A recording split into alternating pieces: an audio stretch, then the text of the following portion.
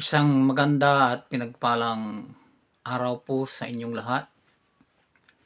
Ito po ang iyong kapatid sa Panginoong Hesus, Juanito Lupis. At narito ako sa sandaling ito upang ibahagi sa inyo ang katotohanan tungkol sa salita ng Diyos. Malawak po ang katotohanan na nakapaloob sa salita ng Diyos. At ang katotohanan ay walang iba kundi ang salita ng Diyos. Na ang salita ng Diyos na pawang katotohanan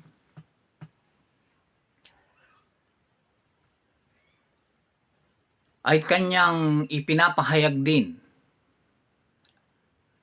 ang tungkol sa ating Panginoong Hesukristo na siyang katotohanan. Kung kaya't ang buod ng lahat ng katotohanan ay na kay Kristo Jesus.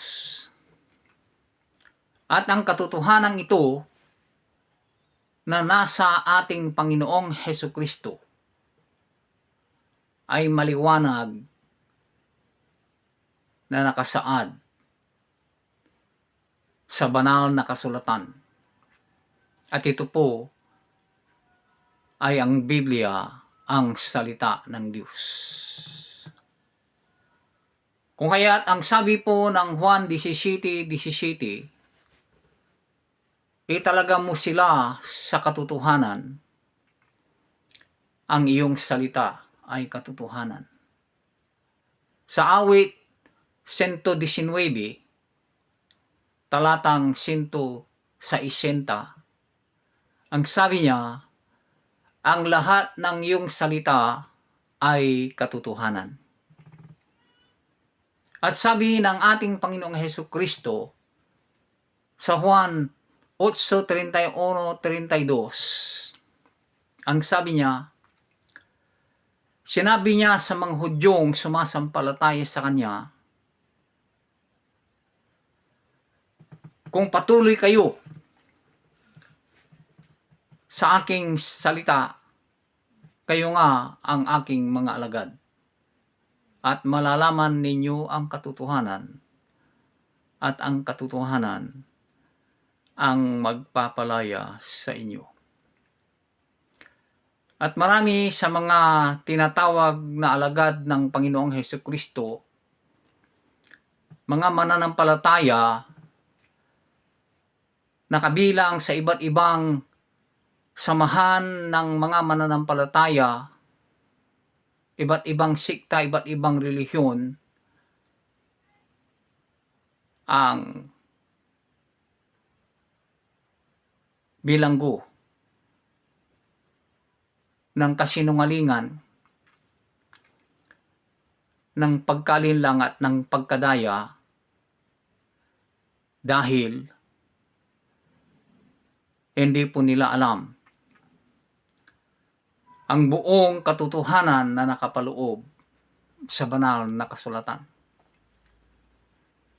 Subalit, purihin ng Diyos dahil hindi niya hinayaang gayon ang patuloy na mangyari, kundi ang mga tagasunod ng ating Panginoong Hesukristo, ang mga totoong mananampalataya na nagmamahal sa Diyos at nagmamahal sa katotohanan ng Kanyang salita,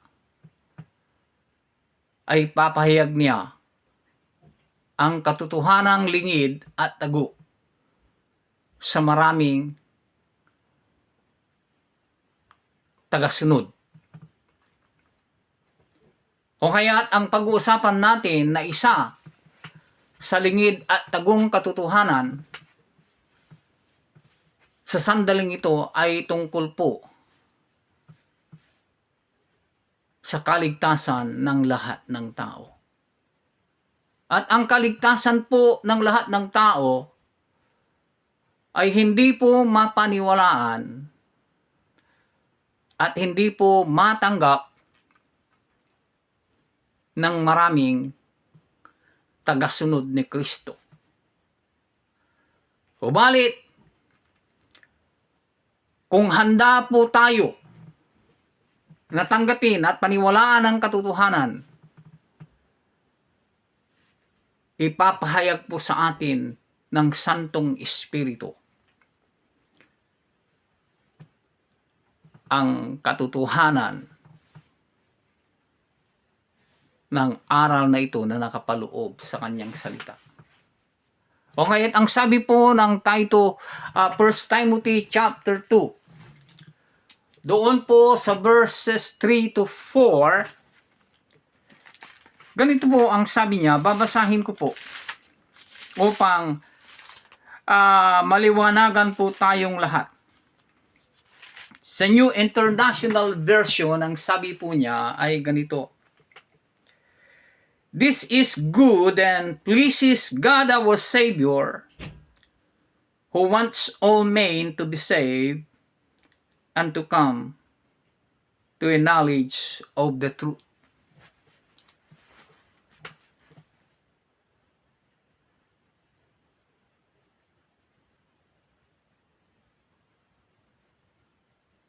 At ang sabi niya, ito ang nakakalugod sa Diyos na ating tagapagligtas. Na ang ibig ay maligtas ang lahat ng tao at makaalam sa katotohanan. So ang ibig po ng Diyos na walang sinumang pwedeng bumali, pwedeng sumira, ay ang lahat ng tao ay maligtas. At ang pagliligtas na ito ay gagawin ng Diyos sa pamamagitan ng dalawang bahagi ng panunubos. At ang unang bahagi ng katubusan ay para sa lahat ng mga pinili. Yaong mga itinalaga na niya upang magkaroon ng buhay na walang hanggan. At ito po ay sa pamamagitan ng pananampalataya. At ang mga ito ay magiging bahagi ng katawan ni Hesukristo, at ito ay walang iba kundi ang iglesia, upang ang iglesia ay maging instrumento ng Diyos upang turuan at sanayin ang mga ito para sa gawain ng paglilingkod. At makasama ang mga ito sa pangangaral ng mabuting balita upang ang mga pinili na sa kasalukuyan ay hindi pa nangangaligtas ay makarinig ng tungkol sa mabuting balita, at dahil dito ay matutuwa sila at tatanggapin nila ang katotohanang nakapaloob sa salita ng Diyos. At magtitiwala sila sa ating Panginoong Hesukristo at siya'y kanilang tatanggapin bilang kanilang sariling tagapagligtas at Panginoon sa magitan ng pananampalataya. At pagkatapos mabuo ang bilang ng mga ito, ay isa sa katuparan na ng Diyos ang ikalawang bahagi ng kanyang panunubos. At yan po ay para sa lahat ng tao. At kung magkagayon ang lahat ay mararanasan at magtatamasa ng kaligtasan na magre-resulta sa pagkakaroon ng buhay na walang hanggan. O kaya, dalangin ko na ang lahat ng mga nagmamahal sa Diyos at nagmamahal sa katotohanan ng kanyang salita ay buksan ng Diyos ang kanilang mga puso't isipan sa magitan ng kanyang espiritu. At malaman natin ang katotohanan, mahalin natin ang katotohanan, tanggapin natin ang katotohanan, at kung magkagayon, mangyari ang kanyang kalooban. At ito ay ang pinakaaasam natin, ang kaligtasan ng lahat ng tao.